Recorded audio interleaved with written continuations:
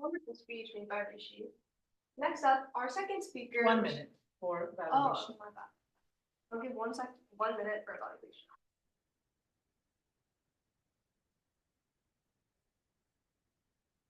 Write down yourself. You have any? Did you write down anything about his speech? Okay. He's studying self-evaluation. Yes.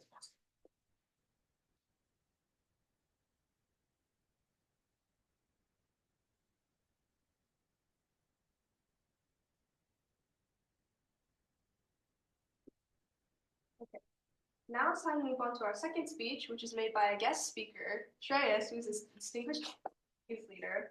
His speech is going to be a speak and honor speech called Toastmasters. Please welcome Shreyas to the stage.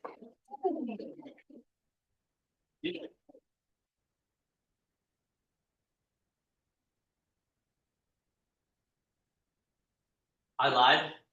My speech isn't about Toastmasters. It's a speak and honor speech. So how could I be speaking about Toastmasters? Instead, today I'm going to talk about something that means a lot to me and should mean a lot to all of us. My mother. Aww. Now, I want to start off by saying I hope you guys all had a great Mother's Day so far. If you haven't done anything, have you guys done anything? I forgot. I would encourage you to go home and do something, anything. It's about the thought that counts.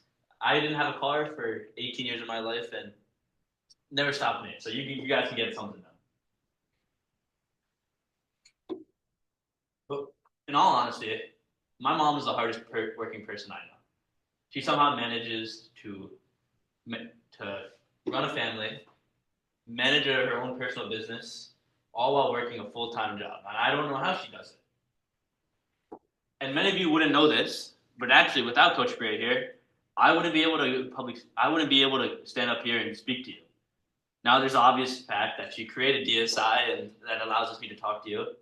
But there's the unknown fact where she was my very first speech coach. I remember going in kindergarten, way back, to going to my first ever Toastmasters program, 30 minutes away.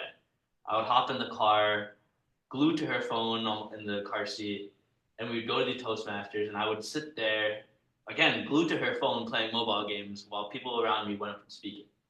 I don't know how she did it, but eventually she managed to pry me away from her phone long enough for me to start to like Toastmasters and get accustomed to speaking. And every Sunday we would go, from kindergarten all the way to 4th grade.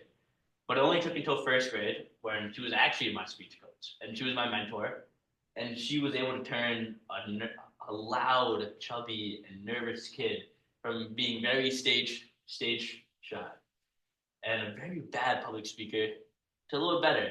And next thing I knew, I was at the Toastmasters competition, not like the big one we just saw, a smaller one designed for kids, speaking in front of 300 people about why I love breakfast food so much. I was up there singing about waffles and pancakes and fat kid's dream.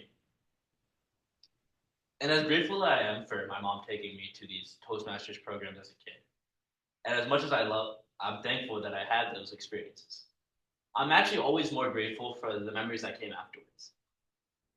Paired with those drives there and back would be countless stops to random garage sales where we'd look for cool trinkets. And of course, my personal favorite, when we'd go to bakeries and get a little box of cannolis, take them home and go eat with my brother. I wanted to say, my mom has always encouraged me to have confidence and be the best version of myself. And without her, I wouldn't be here right now. So I want to raise a toast to my mom. Thank you. Short speech. Thank you. That being said, now back to Leader of the Day. Thank you.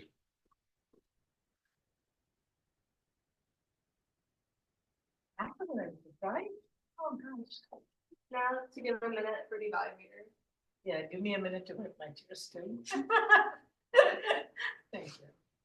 Yeah, it wasn't. I didn't have a lot planned because it was a little last minute, but so sorry. That is very sweet. Yeah, that was very sweet. I didn't even think that you would remember all those